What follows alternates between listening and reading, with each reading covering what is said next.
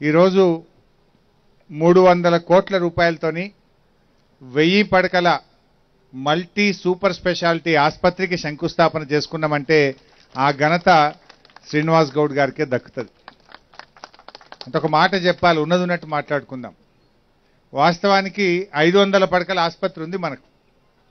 సీనన్న ఏమైనా ఎక్కువ తక్కువ ఉంటే అన్నే చేసుకుందాం తీయరాదే, ఎందుకు ఇంత పెద్ద బిల్డింగు అంటే పట్టుబట్టి ముఖ్యమంత్రి గారి దగ్గరికి వెళ్ళి నా దగ్గరికి వెళ్ళి ఇవాళ కట్టి తీరాల్సిందే, అది అట్లనే ఉండాలి 500ది, మళ్ళీ 1000 పడకల దవాఖాన కట్టాలి, మాకు మల్టీ సూపర్ స్పెషాలిటీ ఆసుపత్రి కావాలని ఇవాళ పట్టుబట్టి ఈ 500 దాదాపు నాకు తెలిసి అన్నయ్య వరకు 500 కోట్లు అవుతుంది. ఇప్పుడు 300తో షురు అవుతుంది.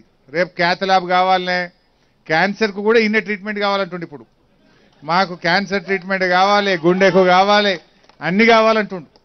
అంటే ఇంత మంచి ఆసుపత్రి 1000 పడకల సూపర్ స్పెషాలిటీ ఆసుపత్రి ఇవాళ ఇక్కడ వస్తుందంటే ఆ ఘనత మీ మంత్రి గారు శ్రీనివాస్ గౌడ్ గారికే దక్కుతుంది.